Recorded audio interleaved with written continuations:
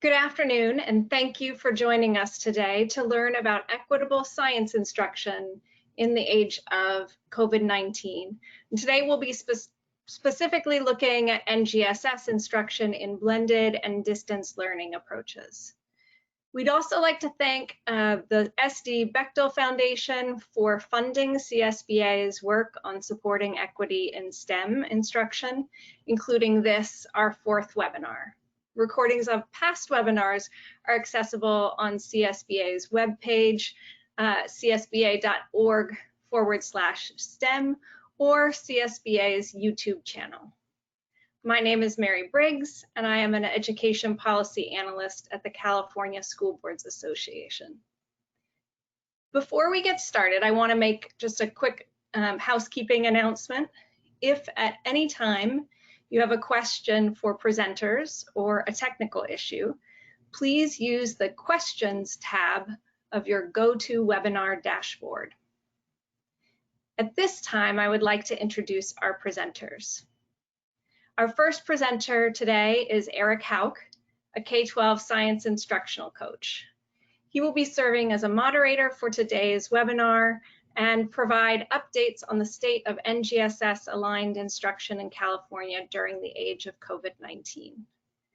Our second presenter is Dr. Heidi Schweingruber, Director of the Board on Science Education.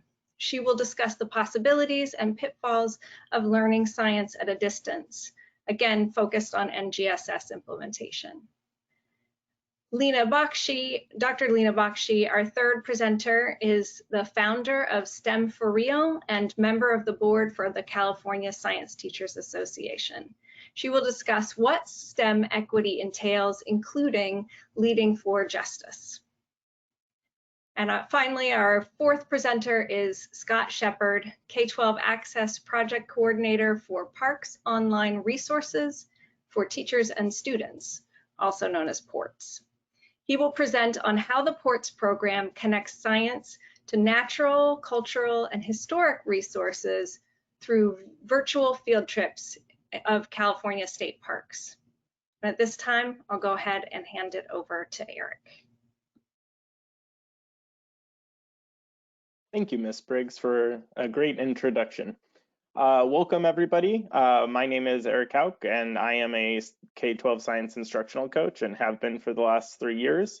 And during that time, I've had the honor to work with over 300 teachers one-on-one on what it looks like to implement NGSS in the classroom. Next slide, please. In order for us to talk about science education in the era of COVID-19, I found it pertinent for us to talk about a few data sets and then some anecdotes as well. To begin, whenever we talk about science education, especially now, we need to talk about the equity issue with the digital divide. The digital divide is being worked on by State Superintendent Tony Thurmond when he got a group together to work closely with the internet service providers to close the digital divide by partnering to get increased internet access and increased tools for accessing that internet. And there has been some great work that has been done, specifically highlighting that each ISP has identified a liaison for LEAs to contact if there are issues with getting students or their guardians online.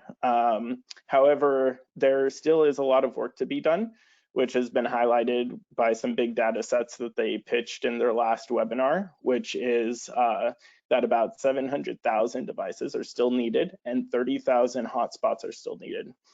This means that we cannot assume that all of our students and guardians have access to internet.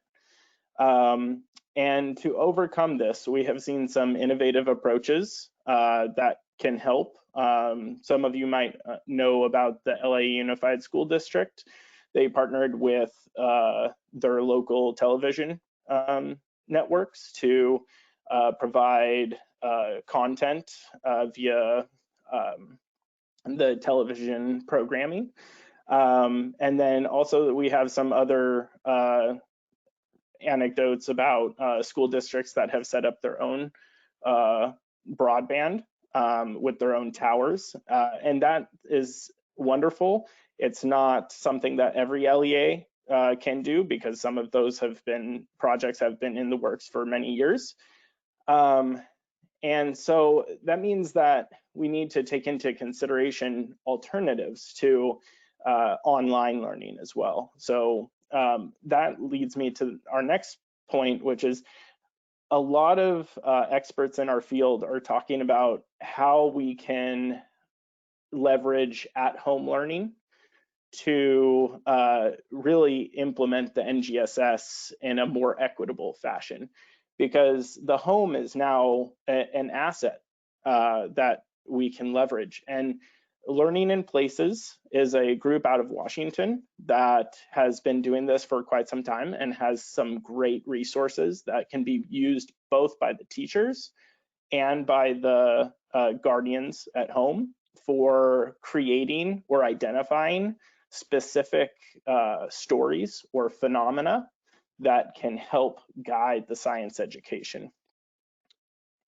Now on to our next data set to frame our conversation. WestEd just published in a webinar on Friday a survey that they were conducting across the nation. And they asked some specific questions about science education during the last 3 months.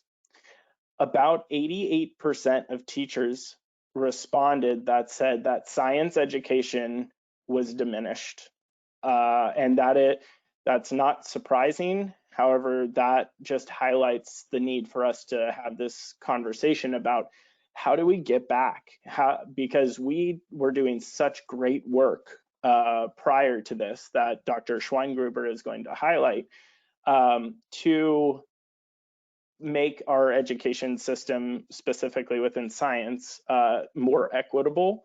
And we're finding that not only did 88% of science teachers say that science education was lacking, but then there was a large chunk that said that they reverted back to what we would consider as old school model of science education, which was primarily readings or videos or direct instruction, rather than what we would consider as the next generation science standards format of science education.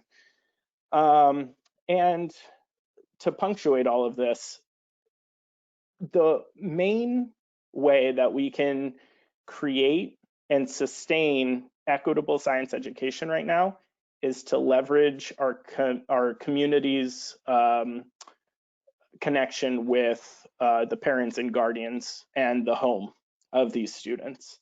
And that's also highlighted in that last resource there, School to Home. Parent training on whether it be the digital divide or science education has time and time again been seen to improve the equity issues that we're seeing. Next slide, please.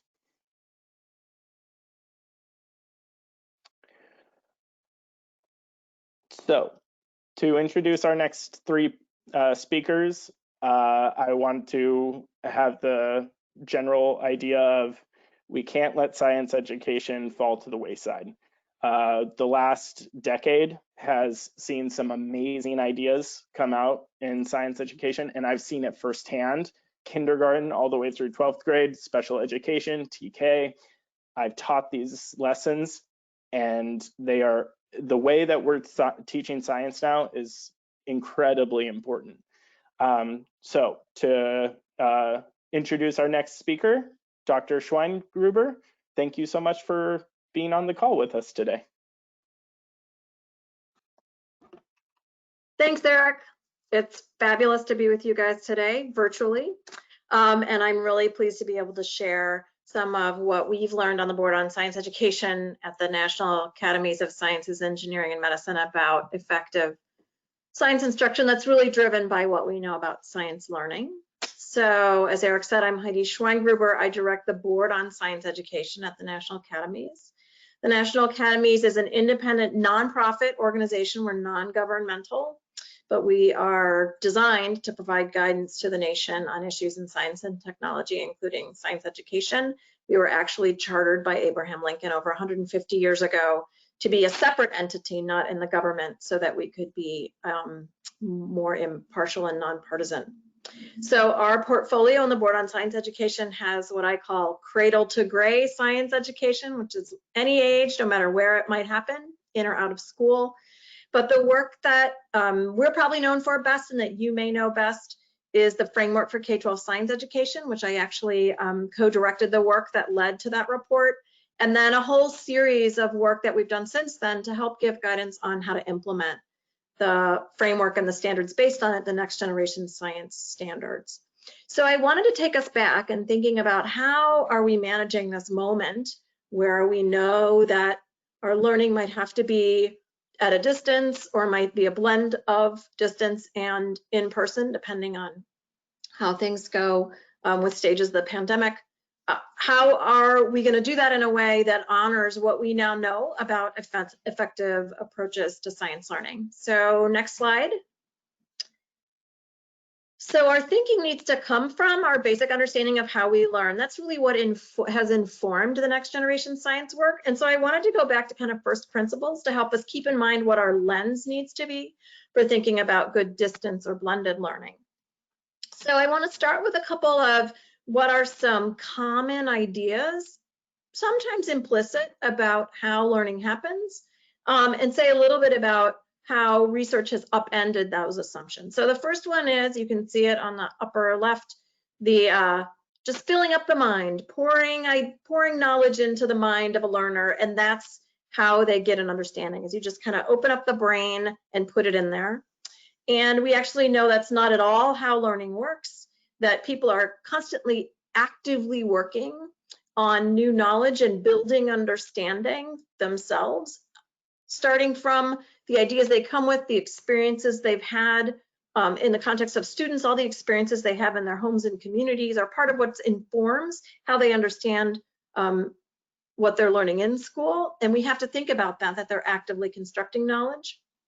A related assumption about learning that was raised by one of the experts I worked with on one of our committees in the past was what she called the accretion model of getting expertise in a subject, particularly in science, was that somehow just the more and more facts that you know about science, the bigger and bigger your snowball of facts get, somehow that makes you more expert. Somehow that's what deep understanding means.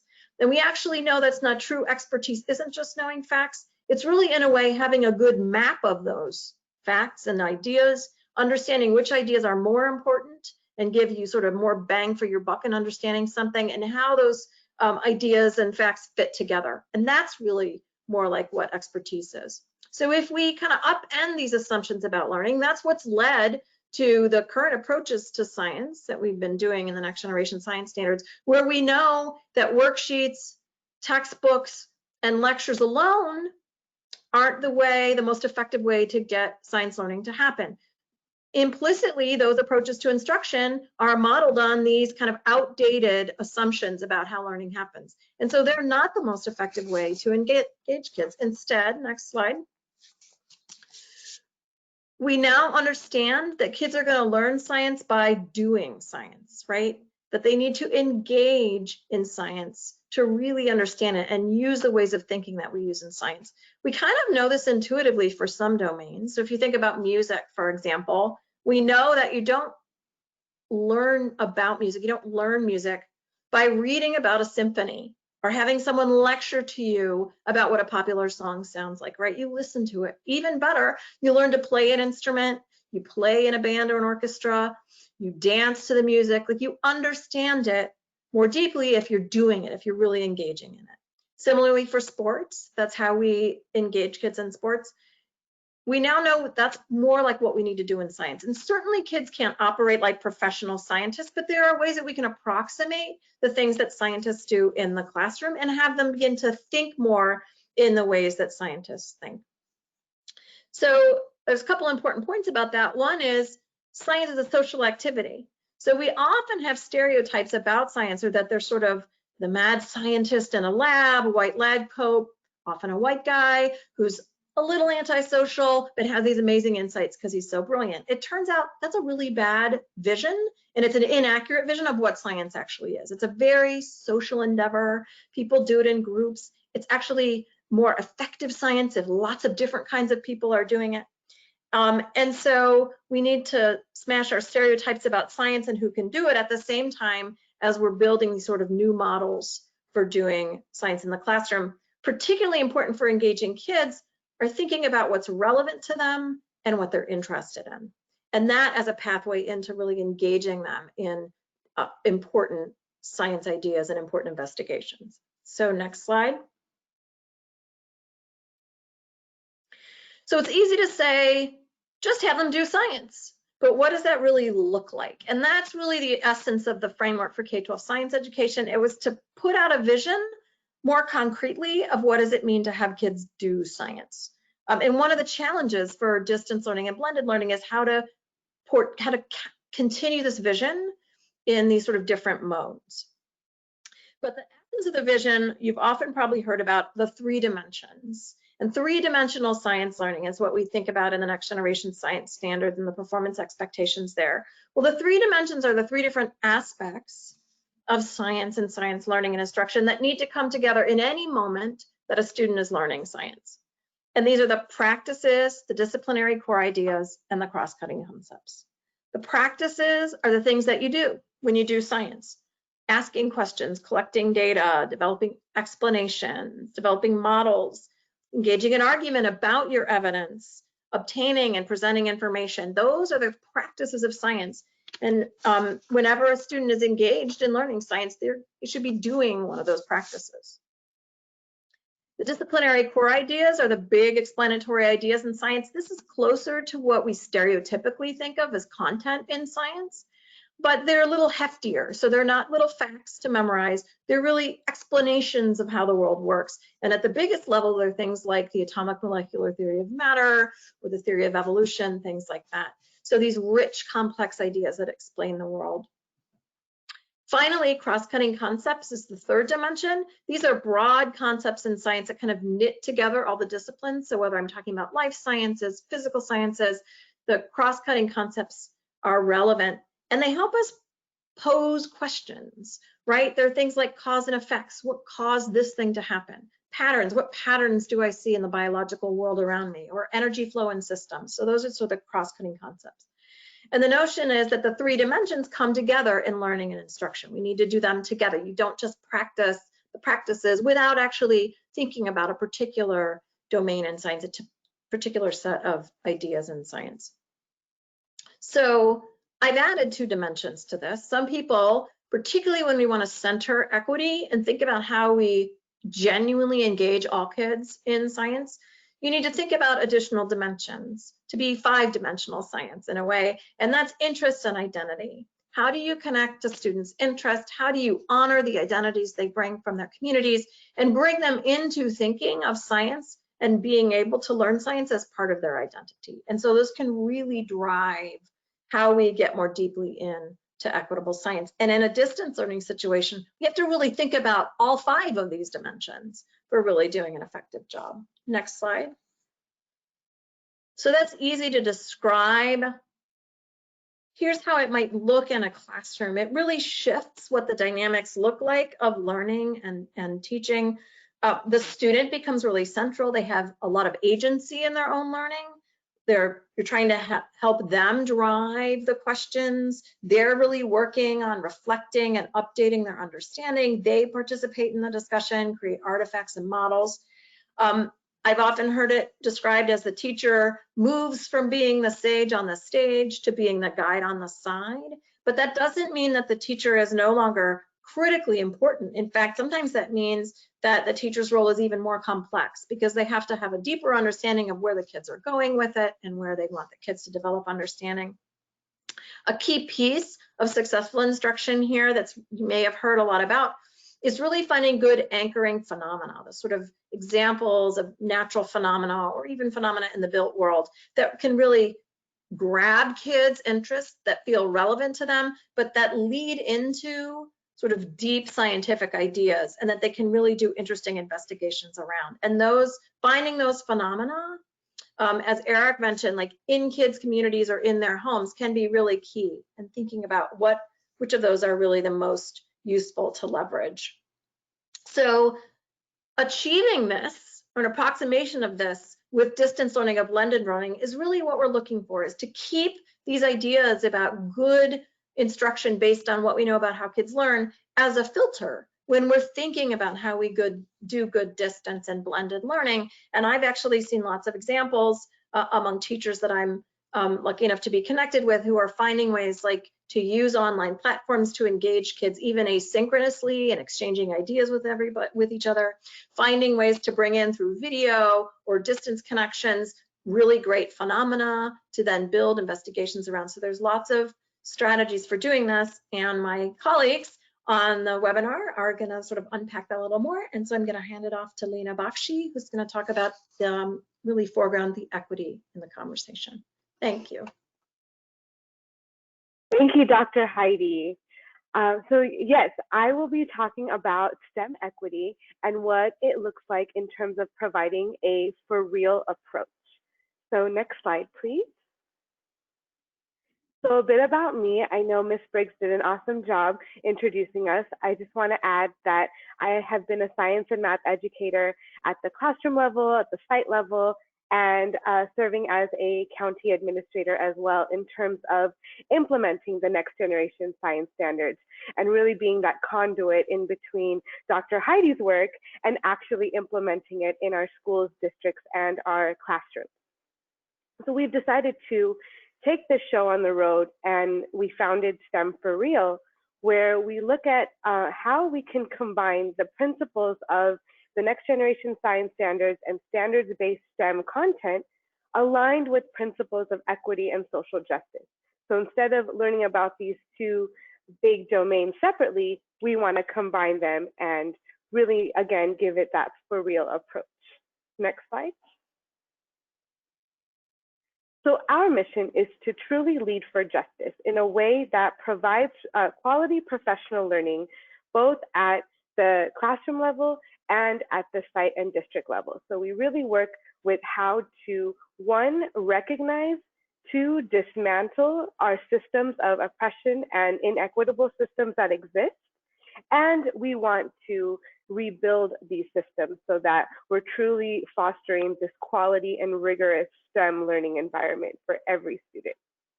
Next slide. So what does this look like? What does this actually look like? And one of our themes is always, how do we do this for real? And so as mentioned, these are our three main themes, where we recognize, we dismantle, and we don't want to just leave you with a dismantled building, so we rebuild with true equitable practices in mind. Next slide. So step one, in terms of recognizing, we really have to look at the stories and the individual passions of our students. And the best way to do that is with a case study approach, right? So really understanding, what are our students going through? What are our individual students, and what is their plight in terms of mitigating the digital divide, mitigating at-home learning, and really understanding the struggles in terms of their shift to learning, and also understanding how their successes are manifested and how they can be successful in this environment.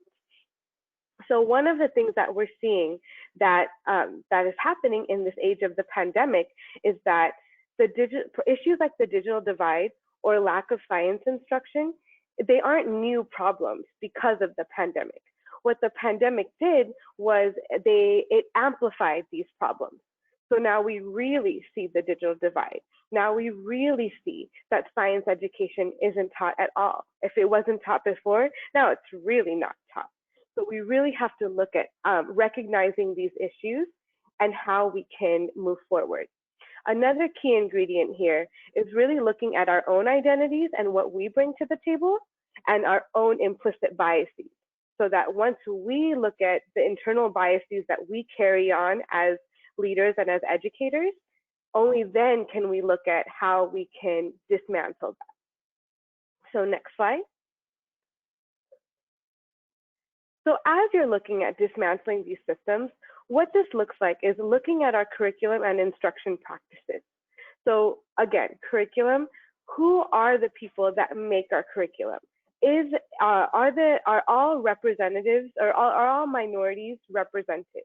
What is the ethnic makeup of the people that are creating this? Because if we want culturally responsive teaching and culturally relevant teaching, we really have to make sure that the people that are leading these curriculum teams are having representation at the table so that we can really represent our students and our student demographics. Another thing is to also look at what inequitable systems exist. So for example, at the high school level, are we teaching physics to every student? Because in the NGSS, it's all standards, all students. Or is it only our smart students that get physics? And are we asked at the elementary levels, who's getting science every day? Because the next generation science standards, they call for science instruction every day. However, are we seeing that only the higher income school districts may have science? Maybe because there's less pressure for mathematics and ELA outcomes. Or are we seeing that it's only the teachers that just happen to like science that teach science at least, every day? So really having those courageous conversations to truly understand some of the inequities that exist in order to dismantle them. Next slide. And as mentioned, we don't want to leave you with a dismantled building, so we have to look at how we can rebuild these spaces and to truly lead for justice. So what does that look like?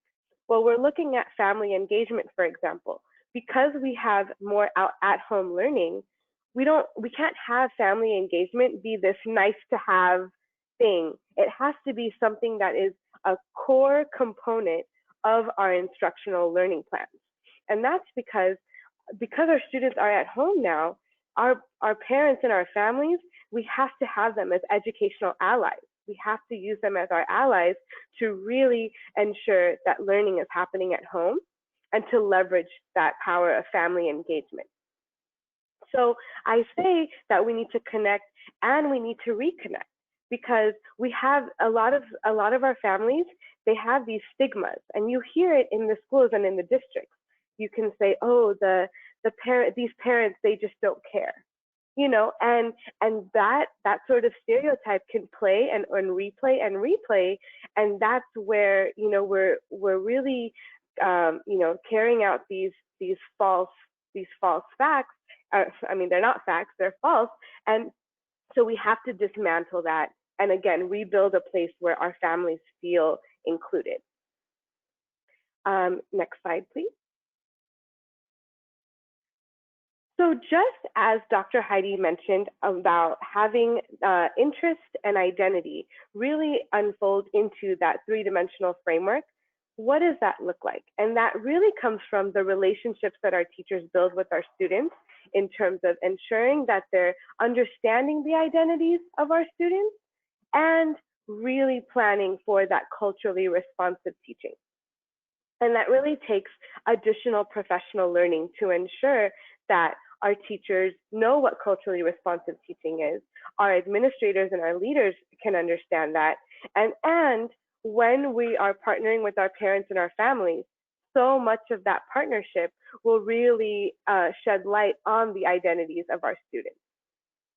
And the second thing you want to look at is the representation and the culture and the diversity that we want to embrace in STEM education. Just like Dr. Heidi mentioned, we have to dismantle this idea that our scientists are these white males in lab coats that are doing science. We have to really amplify the stories of people of color that are in science, our females doing science, the female spacewalk, etc., to shed light on that for our students so that they can see themselves in the STEM field. Next slide, please. So because you all are the leaders in your districts, these are the questions that I want to leave with you. And it really comes down to, are we leading for justice? So 1, is science being taught? And if so, how regularly? Whether we're teaching, via distance learning, blended learning, or, live, this is something that we want to ask ourselves. How often are we seeing K-12, TK to 12 science instruction? And are all students getting access to it? The second question is, how are we connecting with families to facilitate science learning at home? Someone asked about rural education, and this is where it becomes vital, is to really leverage the local environments of our students and have them go outside, have them do nature walks and nature journaling to embrace the science that's around them.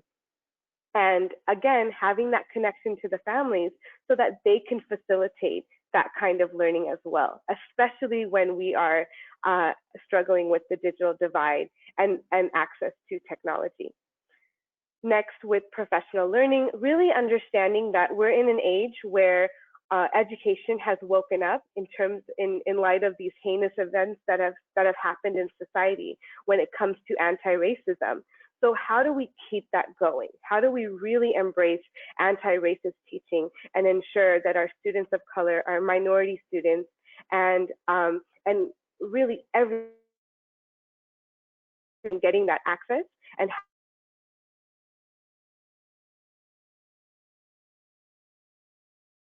resources to recruit and retain our teachers of color?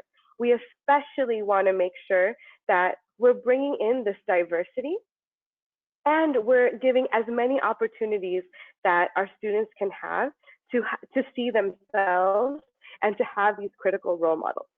So I always say to my fellow white colleagues that we don't want to replace them, we want to extend our table so that more voices are at the table and more voices are heard into having these discussions. Next slide. So of course, I don't want to just leave you with a bunch of questions and no resources. So here are some resources to help you facilitate these conversations. And really it takes having these courageous conversations in order to set the stage up for having more equitable access to science instruction with COVID teaching and without. Next slide. And I know that was a blaze of information, so I definitely want to leave you with our website, our contact information, and feel free to extend the conversation, schedule a call. We'd love to chat more and continue these critical and courageous conversations. Thank you. And I will now hand it over to my next colleague who's going to take you into the outdoor world.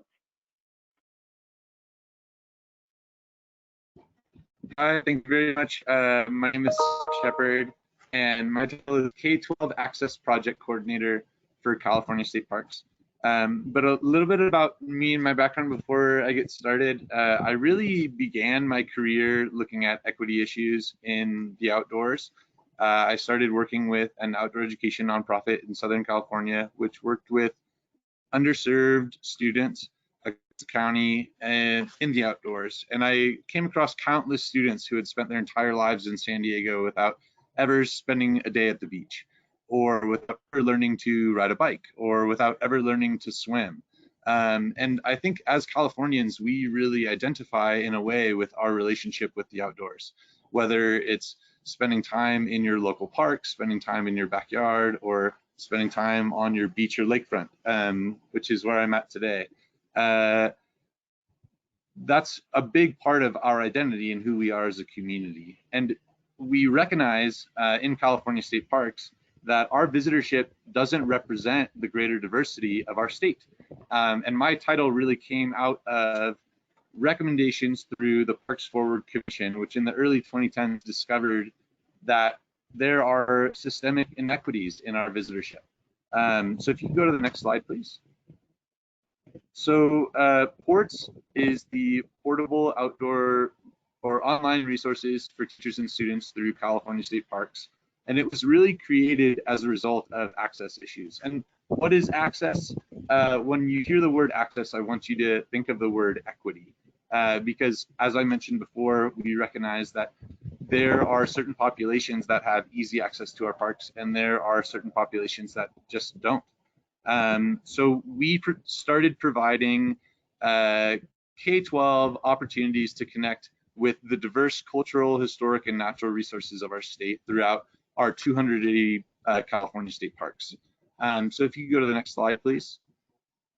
So as I mentioned, PORTS is just a team within California State Parks, and for the past 15 years, we've been providing virtual field trip experiences for California K-12 students directly from their classroom into a California State Park with an educator or a California State Park interpreter. And it is an incredible opportunity for us to engage with the diverse audience of students that might never have the opportunity to visit that park otherwise. It also provides real-time and curated resources in the park that students, again, would not have equitable access to. And we've curated online resources through these programs as well, not just providing virtual field trips, but as well digital tools, digital resources that allow students to engage with parks, and it's all free as a public resource to our community. So if you could go to the next slide, please. So when COVID-19 began, we already had a number of field trips on the books. We had the opportunity to connect with students across the state, and we started to realize that schools were closing, and we couldn't continue our flagship live interactive video conference because students just weren't in their classrooms. And historically, over the course of the past 15 years, we've provided opportunities to engage with our parks to 500,000 students, and we weren't about to stop providing those opportunities, especially when we realized that the pedagogy in the classroom is changing. And it's, as Dr. Bekshi and Dr. Schweingruber mentioned, really all about inspiring students to wonder. And that kind of brings me back to my outdoor education experience. We were really all about providing students with the opportunity to engage in outdoor recreation and to go surf, to go snowboard, to go mountain bike. But I had the opportunity to transition from working with older students in the 9th through 12th population to elementary age students with a school called High Tech High in Southern California. And in that time, I really realized that students were lacking the foundational skills to engage in and appreciate the outdoors. And when we started looking at trying to build those foundational skills, we discovered we were really teaching science. So what were we to do in the age of COVID-19? We have these partnerships that are created with county offices of education and school districts across the state. We have field trips scheduled. If you could go to the next slide. On March 13th, we found that schools were closed. Over the course of 1 week, we transitioned and pivoted to provide programs to students who are learning at home. And that was through Zoom webinars, and really leveraged our 15 years of experience in distance learning to provide high quality educational experiences for students all across the state. We grew our programs to provide about 30 programs a week, where we were engaging 1,000 families per hour. And over the course of 3 months, we engaged 100,000 California students. So we are really, trying to pivot again to identify how we can continue to address not only physical access to California state parks or equity in visitorship, but also digital access to California state parks. So if you could go to the next slide, please.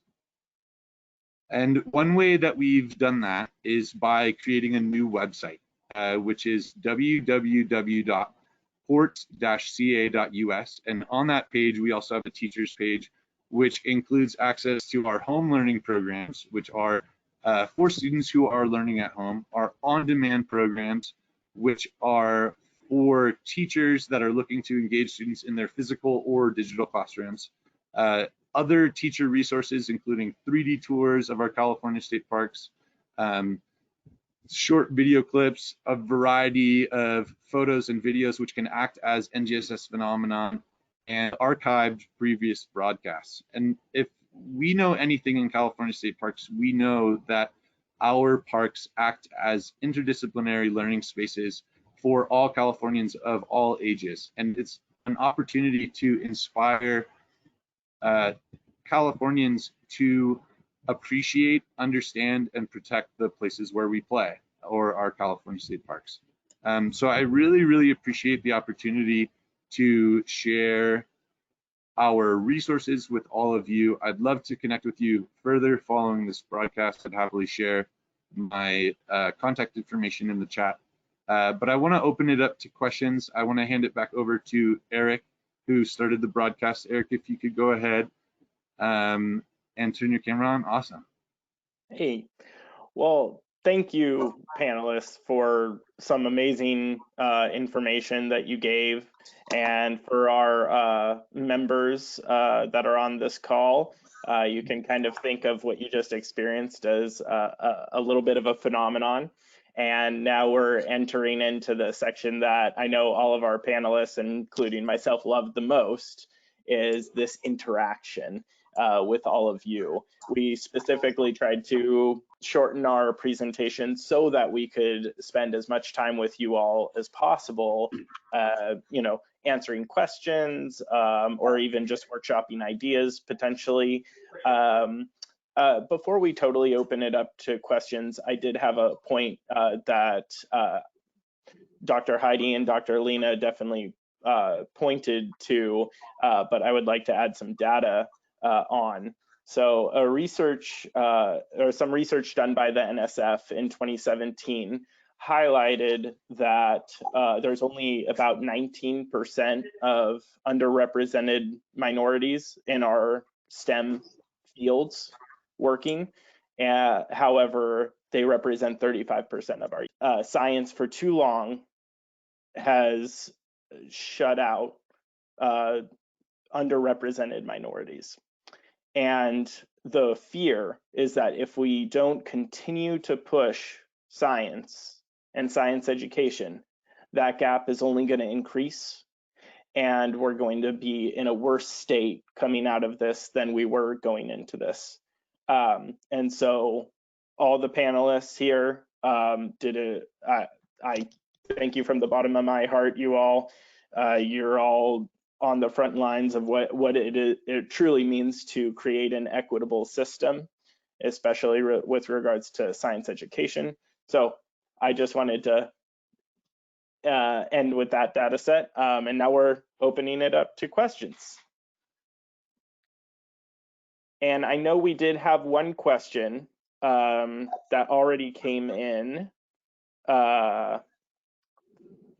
from Brianna Lewis, who asked that Dr. Heidi mentioned some great online platforms and phenomena that can lend themselves to distance science learning and engagement, and can we please share some of those? I did answer it with just a few. Google Classroom, Jamboard, which is a new Google feature which allows students to asynchronously kind of work on a central phenomenon or an anchor phenomenon. I mentioned that cooking can be a good phenomenon, especially culturally, because that brings it into the home and what it means to cook, and different cultures have different cooking styles, and that is chemistry. But panelists, anything else you'd like to add to that?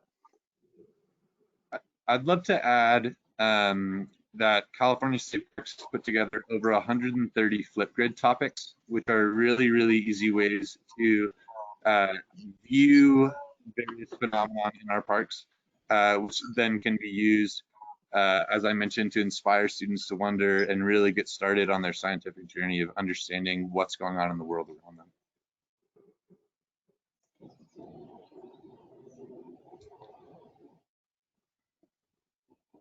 Dr. Bakshi or Dr. Schwingruber, any other ideas of potential phenomenon that we can?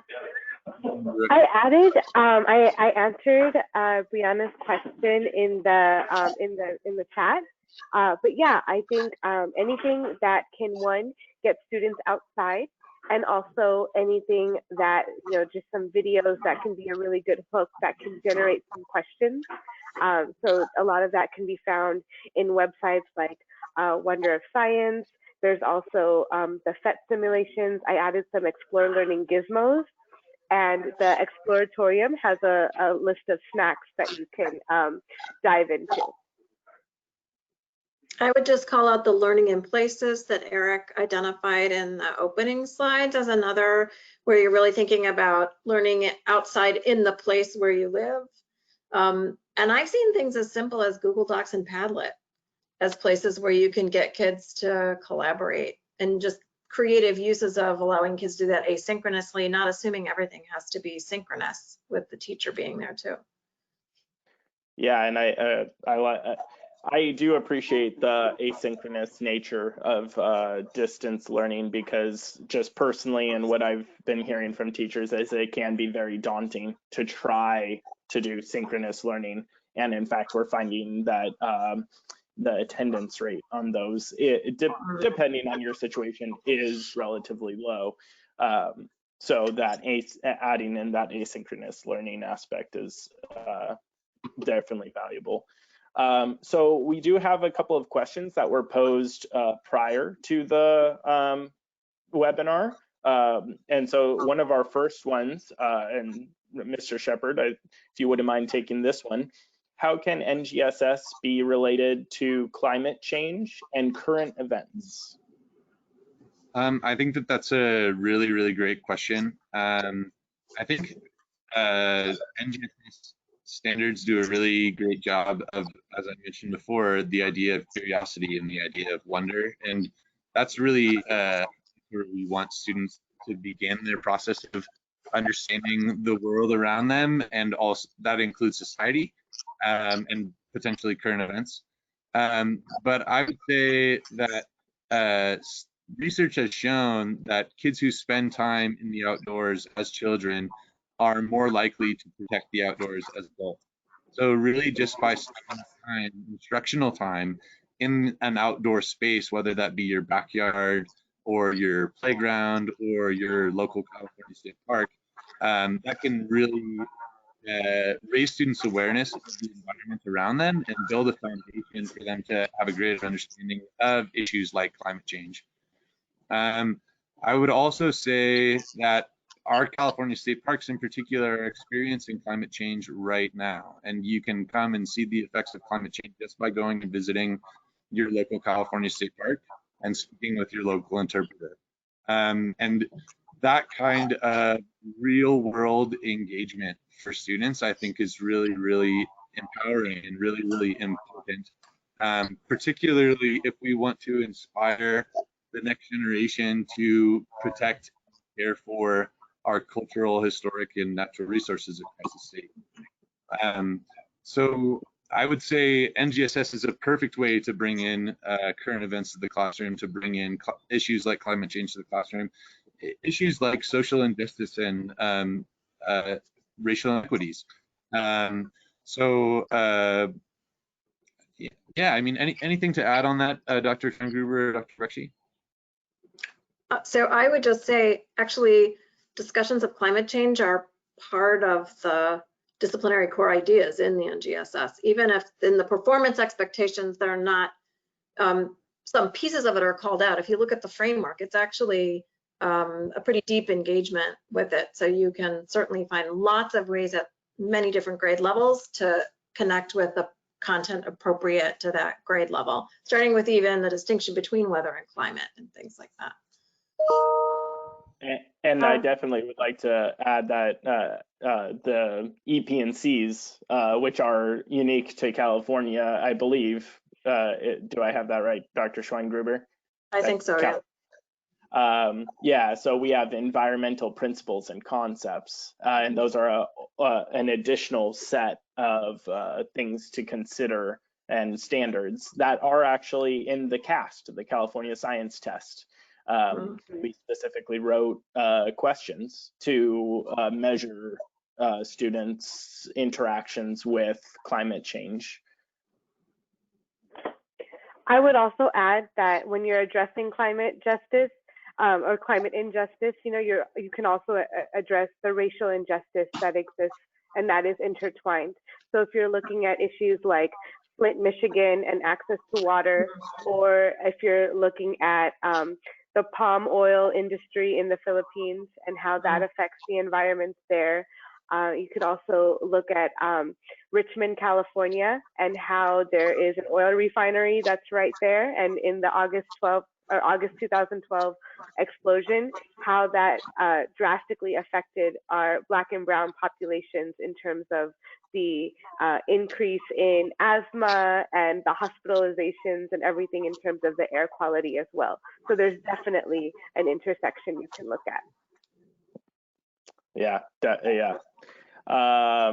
And then this next question, how can we conduct lab time during distance learning? And I believe that's specifically targeting high school and middle school, where they have a certain percentage time that they have to do lab. And I know we all kind of added to this, but leveraging digital labs, definitely. PhET simulations is a great great way of doing that. The user interface for those is very simplistic, easy to use, and it translates into a lot of different languages. And they've gotten about 50% of their work over onto Chromebook utilization interfaces and stuff like that. We also commented on NetLogo. So NetLogo is similar to PhET simulations. However, it's a little more open sourced. You can code your own simulations and have your students code their own simulations. That tends to be a little bit of a higher level platform in terms of technology usage and stuff like that. And then OpenSciEd simulations as well. OpenSciEd has been doing some great work with middle school, and they just announced, I think a week ago, that they're going to be doing high school next and then elementary after that.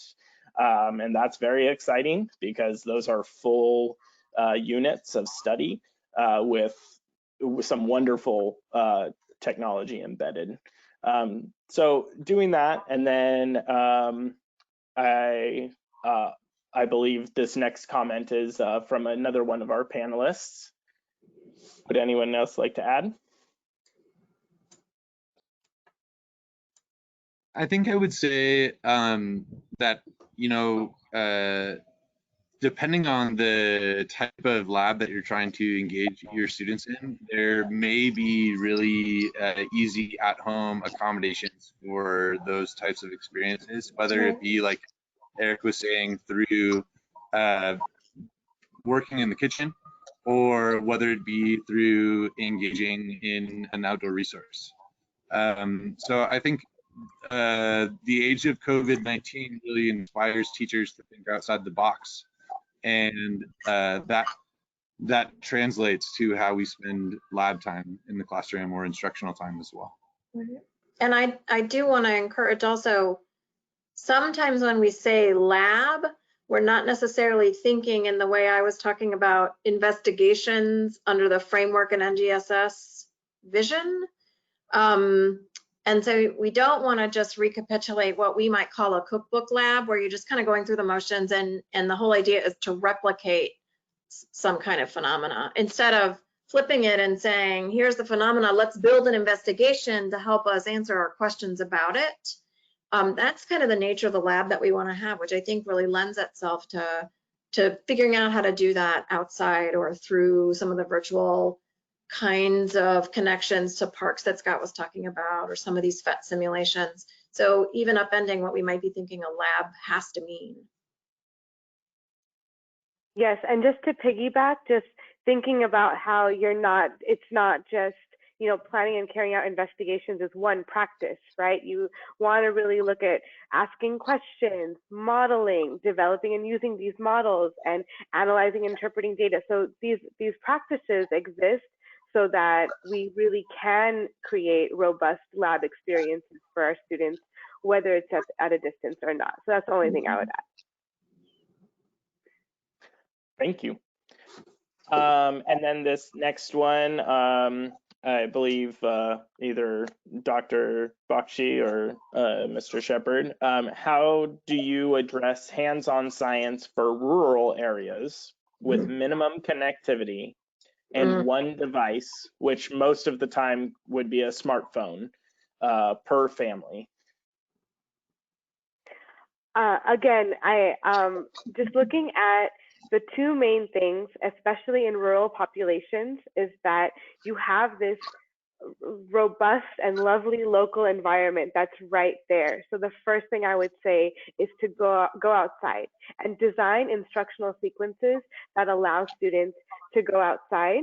And then the second thing would be to leverage that family support. So really look at how you can engage families in supporting that, because there might be some rural populations where it may not be safe to go outside, so you probably have to just take that into consideration.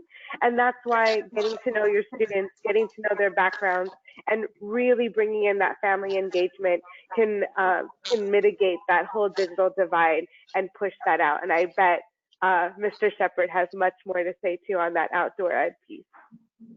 Yeah, I would say anytime, like I said before, anytime that you're spending time in the outdoors, you're engaging in science, because you're engaging in inquiry, you're engaging in observation, you're engaging in experimentation. So our California state parks are all across the state. We have 280 California state parks that really showcase the diversity of our state, not only socially and culturally, but also biologically. We have parks in very, very rural parts of our state, and we really want teachers and students to understand that our parks are their parks, and that these are spaces where students can come and learn and come and experience whatever resource it may be that they want to investigate. So I would say encouraging rural populations to step outside their front door and to start making observations of what's going on around them.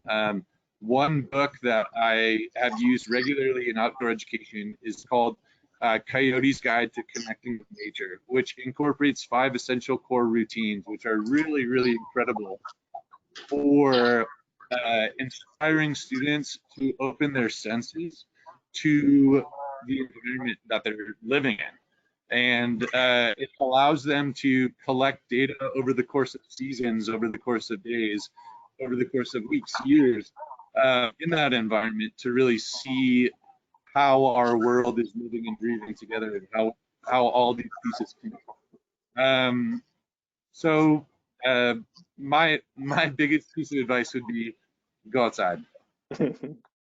Can I just add one quick comment, which is, as we think about leveraging families, to think about families, not just parents, and that in many communities, parents are not going to be in jobs where they will be home all the time, or where that's even an affordable possibility.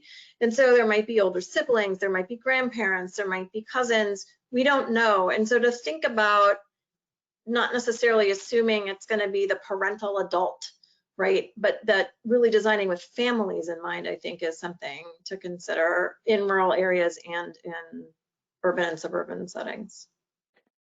I would Yeah. also mention that we really understand that different cultures, different communities engage in the outdoors in different ways. So ensuring that outdoor spaces are safe spaces for everyone, and that includes some of the things that we're doing now with social distancing and so on and so forth, and making sure that when folks come into the outdoors, that they're aware of how to be safe for themselves, how to be safe for others, and how to be safe for the environment. And because this question specifically talks about smartphones, a tool that Google released, I think 2 or 3 years ago, 3 years ago now, Science Journal, Google Science Journal. If you load that onto a cell phone, it can collect some amazing scientific information.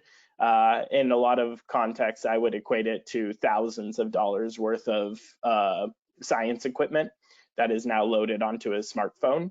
And that includes taking pictures of wildlife. And if you use iNaturalist or Seek, which is iNaturalist's augmented or artificial intelligence app to identify species that your students might be interested in as you're discovering these outdoor places.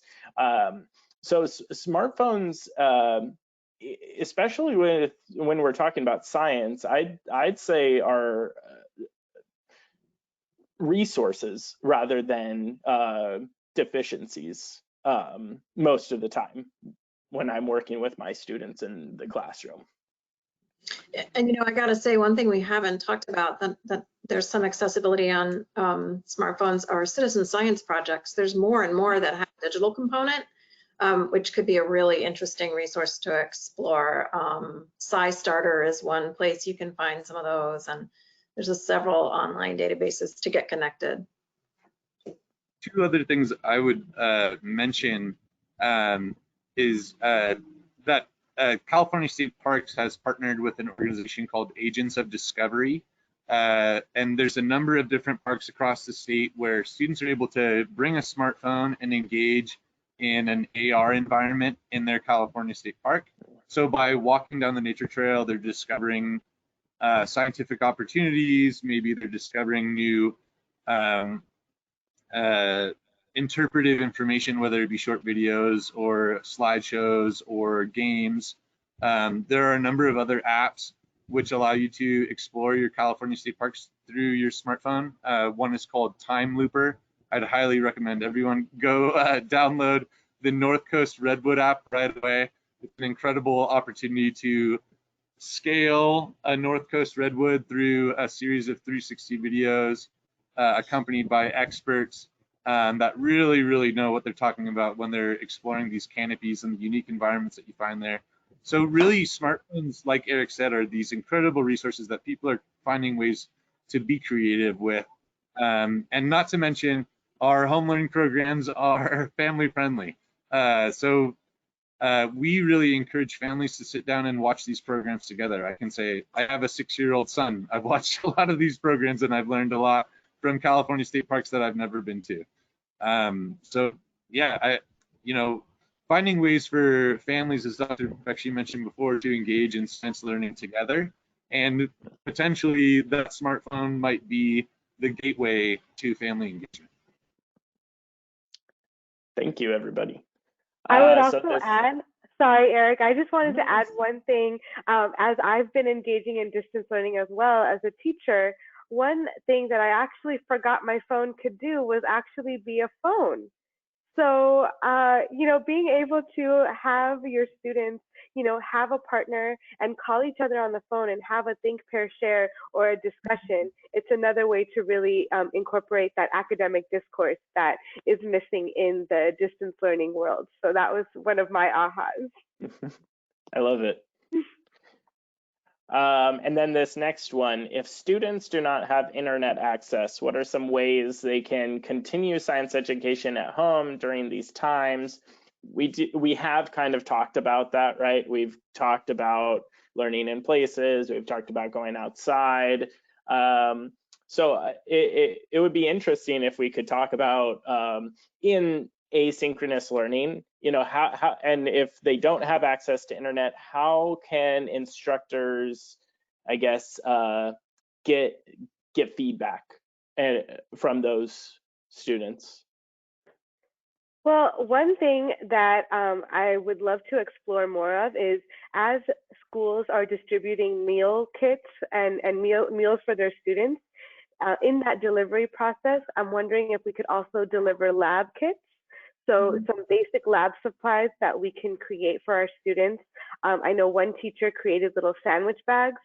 Another school district was utilizing the district mail services. And then we had the school bus drivers delivering as well.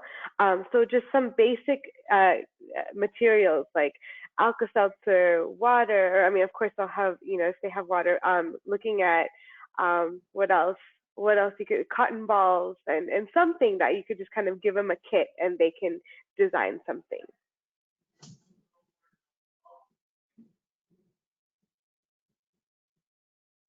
Yeah, and I love that idea of leveraging the resources to, you know, create a system that, to be honest, you know, we can continue even if school districts end up coming back fully or whatnot. You know, we can definitely engage in, you know, adding that equity piece of, hey, if you don't have these supplies at home, we can continue home learning by providing you supplies. And I think people underestimate their ability to upcycle. So I think folks probably have a lot of resources in their homes already, which could be used for scientific experiments or for scientific exploration. A cereal box can be a journal. A plastic bottle can be a beaker. You know, again, empowering teachers, families, students to be creative about how they are exploring scientific concepts, how they're exploring scientific practices, is a really, really great way to just develop that culture of science. And we did actually just have a live question pop in. So how are you suggesting implementing distance learning? Can you share any lessons, asynchronous or synchronous, that you've developed that is NGSS 3D aligned? I would say, go ahead. Sorry. I would just say, go ahead and visit our website and check out one of our previous broadcasts to see a wide variety of NGSS compatible lessons and distance learning opportunities. I think our interpreters do a really, really great job of encouraging students to engage in their own scientific practice at home, both during and following their experience in the program. But I think, you know, there are so many tools that we've been able to learn about and utilize in California State Parks that we would love to share with the K-12 educational community as a way to develop their infrastructure for distance learning. So feel free to reach out to us with individual questions, you know, if anything arises following the webinar. And I used to be a high school biology, AP bio, and chemistry teacher. And even prior to COVID-19 closures, I was working a lot with Science Journal and Seek and iNaturalist and some of these things. And I would have my students actually do a lot of that work at home in their local environments because I felt that that was important. And so those were my lesson plans, is we use those as phenomena. So the students would bring pictures or species that they identified, or or an experiment that they did using Science Journal, they bring that into the classroom, and then we go from there. But in this environment, it can be asynchronous because you can have students populating a Google Classroom or whatever platform the district would like to use with all these different pieces of data from their local environment. And then you can potentially do, like I mentioned previous, a Google Jamboard, or like Dr. Schweingruber said, a Google Doc, or or Dr. Bakshi, a phone call. There are these other ways of doing it asynchronously and then moving it into synchronous if you wanted to. But a lot of the items that we highlighted so far do lend themselves well to a lesson. And two places that have oh, I can't tell what I was just going to say. Two places that have provided some guidance on remote learning. OpenSciEd actually has created some guidance about remote learning, and BSCS, I don't know if people are familiar with that. They develop curriculum materials. They actually pulled together a bunch of their existing sources for online units and lessons, and have pulled them together at different levels and made them available. So that's another place to look for full units. And BSCS, I believe, is one of the groups that in the 70s did the 5E learning model, yep, if I'm that's correct. Right. That's right. So yeah, they're definitely up on their game with regards to science education. Yeah. I just added some resources in the chat. It's just a compilation of some virtual distance learning resources. I picked some and chose them from all the different things we saw out there. So hopefully that's a place that you can look to. And once I dig through my Google Drive, I will find another example 5E lesson that we did with one group of teachers involving the blowing up a latex glove with the vinegar and baking soda. So not sure if there's going to be a surplus or another scarcity moment with our latex gloves, but you can do it with a balloon or, saran wrap or anything like that as well. Yeah, thank you, everybody. And I will mention here too that after this webinar, there will be a more robust brief that's written, and we will be highlighting a lot of the resources that we're talking about now. And so that will be hopefully a one-stop shop for you all who are interested in seeing maybe specific lessons or more, reading more deeply into the resources that we've kind of just glanced over. So that will be coming hopefully shortly after the webinar. And then the last question, which platform is recommended to use for conferencing and assigning work? Yeah, just anyone, are there platforms that you've found work really well that are maybe better for other uses? We've had a lot of success using Zoom.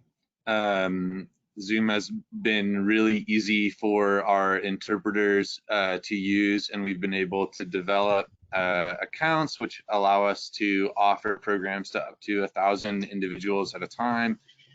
So it's a really easy to use platform for engaging in discourse or any form of distance learning. We've also used Google Classroom a lot, particularly for assigning work. And we use that primarily for training purposes amongst our interpretive team, but it can very easily be used and is used all across the country by educators to assign work and provide feedback and engage with their students.